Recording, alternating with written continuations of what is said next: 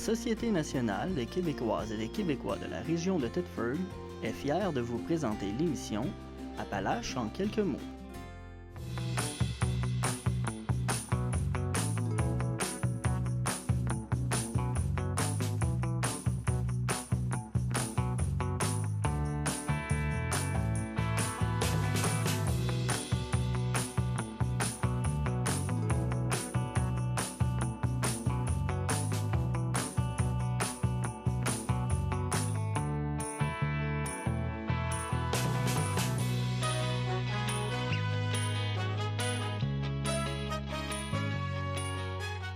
Madame, Monsieur, bienvenue à votre émission habituelle d'information Appalaches en quelques mots.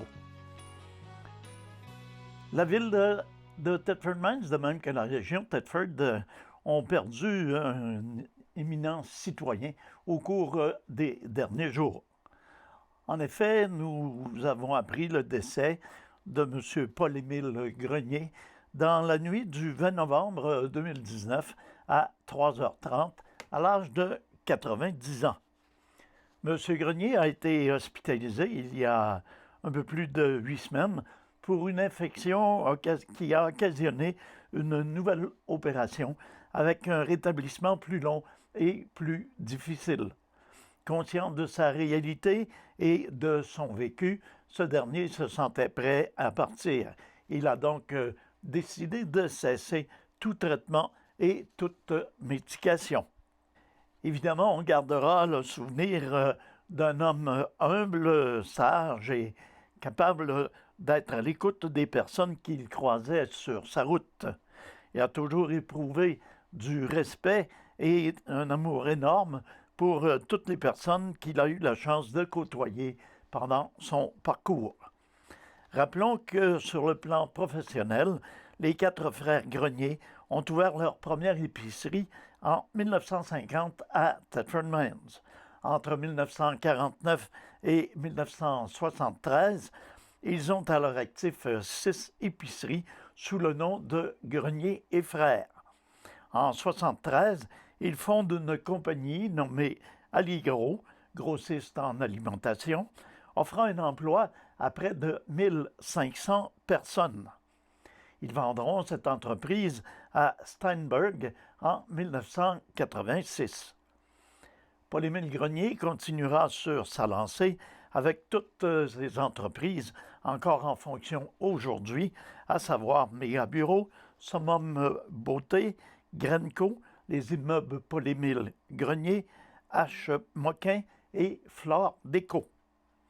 Ne connaissant pas le mot « retraite », il a été présent à son bureau aussi longtemps que sa santé lui a permis. Il a laissé derrière lui 2 grandes familles. La première, sa femme, Mme Rita Grenier, ses 5 enfants, Janie, Diane, Renaud, Louise et Stéphane, ainsi que ses 13 petits-enfants et ses 12 arrière-petits-enfants. Sa deuxième famille, un peu plus de 250 collègues de travail. Alors, à toutes les personnes touchées par le décès de M. Grenier, nous tenons à offrir nos plus sincères condoléances. La ville de Thetford Mines a suspendu avec solde son directeur du service de sécurité incendie, M. Jean-Claude de Bolduc, et ce pour une période indéterminée, le temps qu'une enquête et une analyse de la situation soient réalisées. La nouvelle a été rendue publique par le courrier de Frontenac sous la plume du journaliste Jean-Hugo Savard. Le directeur général de la ville, M. Olivier Grondin, a d'ailleurs mentionné au courrier Frontenac et à M. Savard avoir reçu dans la journée de mercredi dernier des éléments nouveaux qui ont nécessité qu'une décision soit prise rapidement. Le maire, Marc-Alexandre Brousseau, a indiqué qu'il s'agit d'une sanction administrative de la direction générale et que le conseil municipal en sera saisi officiellement cette semaine. Une vingtaine de pompiers se sont déplacés à la séance du conseil municipal lundi dernier pour faire part aux élus d'un éternel désaccord qu'ils ont avec l'état-major du service de sécurité incendie.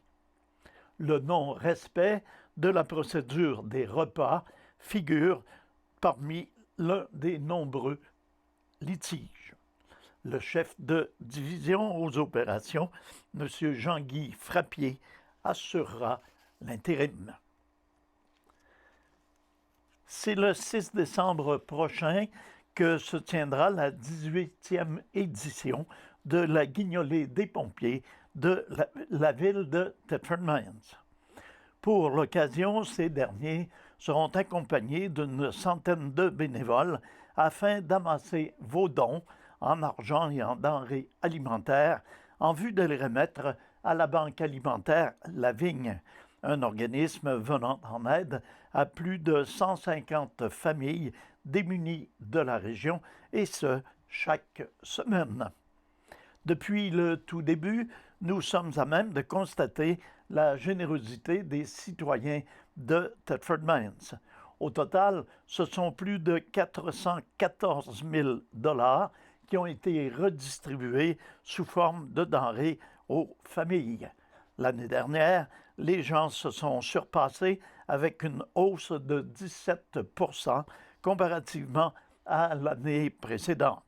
Un chèque au montant de 31 847 $ a été remis à la Vigne à la suite de la 17e édition. Merci Thetford, on compte sur vous encore cette année, a mentionné M. Marc-Alexandre Brousseau, maire de la ville. La cueillette débutera vers 7 heures le 6 décembre, alors que les équipes seront présentes aux intersections de la 9e rue et de la rue Notre-Dame, du boulevard Ouellette et de la rue Simoneau, ainsi qu'au coin des rues Pie 11 et Montfette.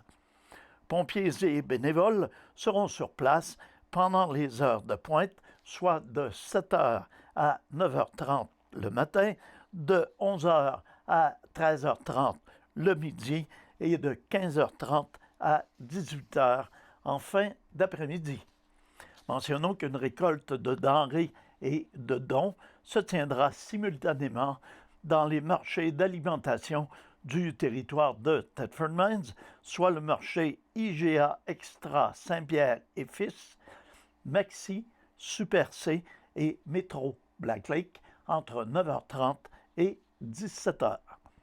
Merci aux collaborateurs qui contribuent de façon significative au succès de la guignolée des pompiers.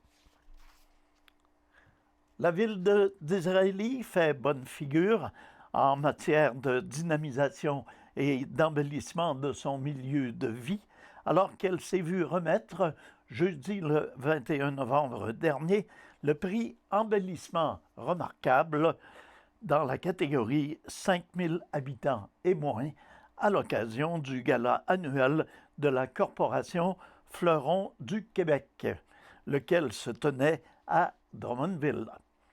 Cette remise de prix s'est également traduite par l'annonce d'un 4e fleuron au classement horticole des fleurons du Québec, ce qui confère à la ville d'Israëli le statut de seule municipalité de la MRC des Appalaches détenant 4 fleurons.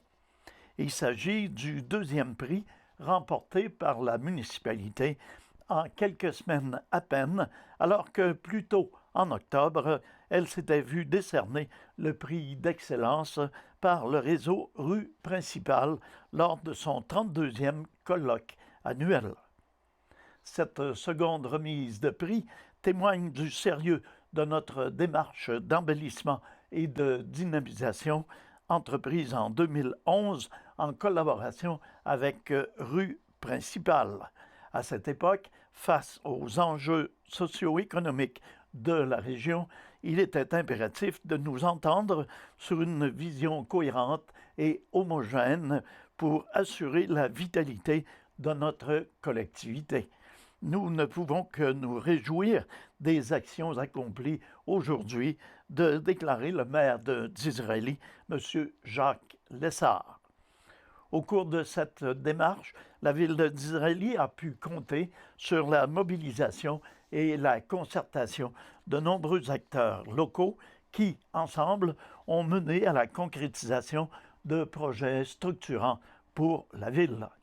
Nous n'avons qu'à penser à la réfection de la marina qui a nécessité des investissements de 2,5 millions de dollars, aux infrastructures de la rue Saint-Roch de l'ordre de 895 000 dollars, ainsi qu'à celle des parcs Lyon, 4H et des pistes de ski de fond du parc François-Baudouin, dont les investissements ont totalisé 132 500 dollars au cours des 3 dernières années.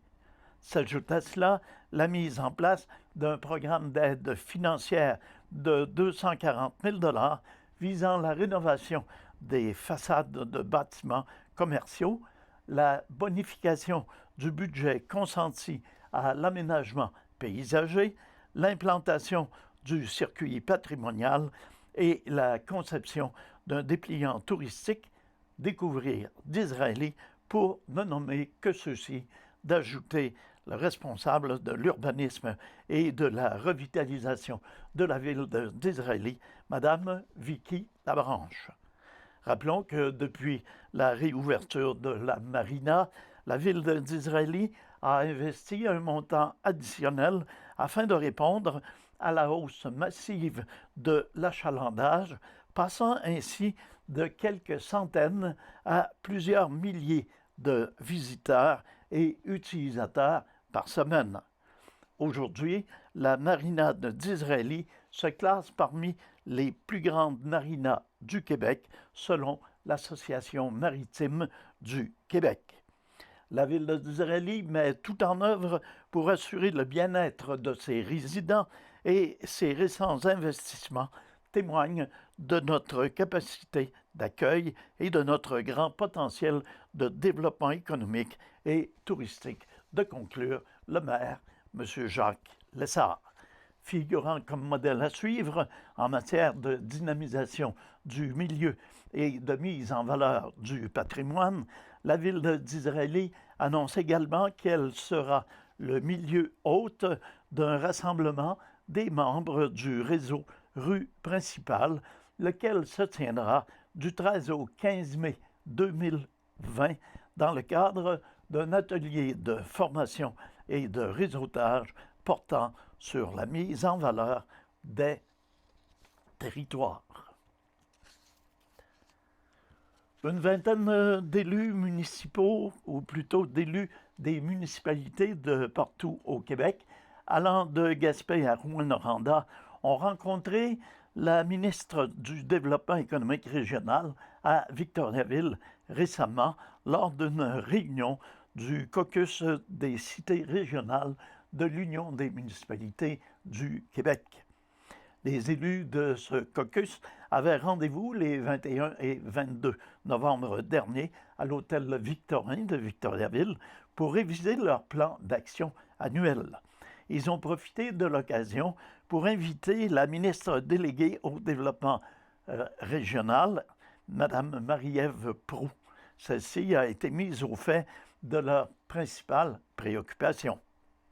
Quand ça vient de 27 villes qui représentent 1 million de population du Québec, ça a quand même un poids de signifier M. Marc-Alexandre Brousseau, maire de Thetford Mines et président du caucus des cités régionales de l'Union des municipalités du Québec. Les maires sont revenus à la charge en demandant une simplification de la reddition de comptes au gouvernement. Ils dénoncent les exigences toujours plus élevées qui ralentissent leur développement. Et M. Brousseau de faire remarquer, quand on est en discussion avec un ministère et que ça prend des mois et des mois et des mois et qu'il demande des documents longs comme le bras et qu'ils nous les redemandent parce qu'ils ne savent plus où ils sont rendus, M. Brousseau signale qu'il s'agit là de délais déraisonnables.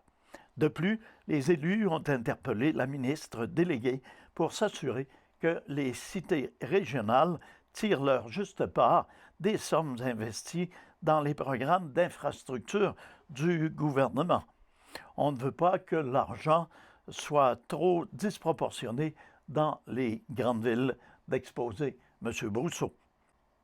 Les municipalités tiennent également à se positionner comme des acteurs de développement économique, alors que le gouvernement parle de transiger davantage avec les MRC.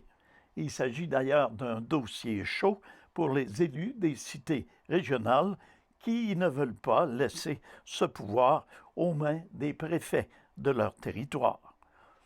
On est les moteurs de développement économique régional et il faut absolument que le gouvernement nous reconnaisse en tant que tel de défendre le président Marc-Alexandre Brousseau. Un rappel a également été signalé pour la décentralisation annoncée des 5 000 emplois gouvernementaux, surtout dans un contexte de pénurie de main-d'œuvre. C'est une condition nécessaire pour nous permettre de continuer à attirer et à retenir une main-d'œuvre qualifiée, de plaider le maire de Thetford. Les élus s'attendent à voir ces nouveaux emplois dans toutes les régions du Québec et non seulement à Longueuil et à Lévis. La distance n'est plus censée être un frein aujourd'hui avec les moyens technologiques dont on dispose. Le maire de Victoriaville et vice-président du caucus, M.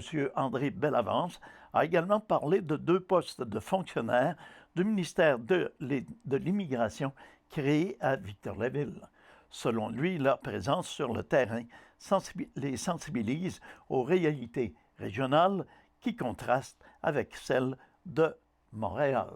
D'autres ministères pourraient suivre cet exemple. Ce sont nous, les villes-centres, donnons-nous tous les services dans nos régions respectives, a-t-il fait valoir. Enfin, des questions ont été posées entourant l'élaboration des zones d'innovation qui comptent encore plus de zones grises dans la tête des élus. Les cités régionales ne veulent pas manquer le bateau et se renseignent sur ces nouveautés ainsi que sur la réforme d'Investissement Québec. Le 29 octobre dernier se tenait la 3e rencontre du comité des partenaires de l'étude de reconstitution, ou plutôt de reconstitution paléolimnologique de l'évolution des lacs de la Haute-Bécancour. Cette étude menée par Olivier Jacques, étudiant au doctorat et natif de Thetford Mines, vise à connaître l'état actuel et passé des lacs Bécancour, à savoir le lac à la truite d'Irlande, le lac William et le lac Joseph, en plus de l'étang Stater. En effet, la paléolimnologie permet de connaître l'état des lacs avant l'occupation du territoire et ce, tout au long des activités minières du secteur de Thetford Mines jusqu'à aujourd'hui. En prélevant une carotte de sédiments au fond des lacs, l'équipe de recherche, dirigée par Reinhard Pienitz du département de géographie de l'Université Laval, est en mesure de retracer la provenance des sédiments et de connaître l'état de santé des lacs depuis un millénaire. L'étude est à mi-parcours et il livre ses premiers résultats. Pour M. Jacques et Pienitz, il est évident que des changements écologiques majeurs pour tous les lacs étudiés sont notables à la suite de la vidange du lac Noir entre 1955 et 1959. Depuis cet événement ayant permis la création de la mine lac d'amiante, seulement pour ce lac, les données révèlent qu'environ 50 cm de sédiments ont été déposés au cours des 62 dernières années. Cela représente un taux de sédimentation 10 fois plus élevé qu'en milieu naturel. L'analyse des échantillons de sédiments se poursuivra au cours des prochains mois pour les autres lacs à l'étude. Les recommandations de cette étude visant le rétablissement des lacs de la région seront par ailleurs évaluées par l'équipe de Rosa Galvez-Cloutier, chercheur associé au département de génie civil de l'Université Laval et sénatrice.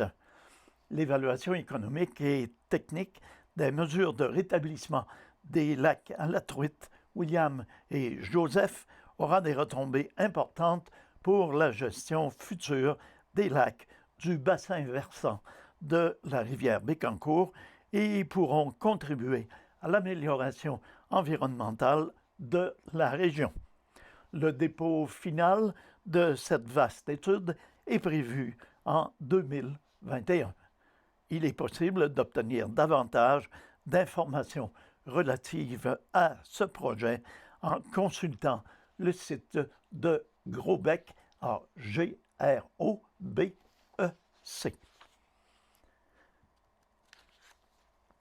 C'est le 19 novembre dernier qu'Héritage Centre-Ville a souligné son 20e anniversaire lors d'une soirée toute spéciale au club de golf et curling de Thetford Mines en présence de plus de 160 invités, notamment d'actuels et d'anciens administrateurs, membres, partenaires, bénévoles et plusieurs autres collaborateurs. L'organisme a profité de ce moment pour faire un survol de ces 20 dernières années, mettre en lumière l'ampleur du travail accompli, souligner les bons coups ainsi que les nombreux projets à venir. Notre organisme a mis de l'avant plusieurs projets et collaboré à de nombreux autres pour la redynamisation de notre centre-ville au cours des dernières années, toujours avec comme objectif de faire du centre-ville un milieu dynamique, une place d'affaires prospère et un endroit chaleureux à l'image de notre ville. De mentionner la présidente, Mme Margot Setlaqui-Blouin. Parmi ces projets, notons la création de nouveaux événements, le soutien financier et promotionnel aux nouveaux commerces, la collaboration au plan d'aménagement du centre historique de la mine King, KB3, plusieurs contributions à diverses initiatives culturelles, ainsi que la participation au prochain plan particulier d'urbanisme du centre-ville, piloté par la ville de Thetford Mines. Héritage Centre-Ville a également partagé quelques-uns de ses bons coups de l'année, notamment lauréat au Gala Zénith dans la catégorie Entreprises publiques et parapubliques, nominé au Grand Prix du tourisme de Chaudière-Appalaches pour ses événements de la cabane à sucre urbaine, l'exposition Autosport et Ancienne, l'organisme a connu au cours de l'année 2019 son lot de succès, en plus de voir de nombreux commerces nouveaux ouvrir leurs portes au centre-ville, tels que l'Artisan culinaire, la Galerie d'art Guiroy, Inspire Institut de beauté, la microbrasserie La Porte d'à côté, la Galerie L'Éphémère, le pub La Baraque et très bientôt la boulangerie artisanale La Réserve. Alors voilà, c'est ce qui met un terme à nos informations pour ce bulletin. Je vous invite à être des nôtres la semaine prochaine pour un bulletin semblable. Entre-temps, merci d'avoir été des nôtres. Passez une excellente semaine. Demeurez à l'écoute. Notre programmation se poursuit.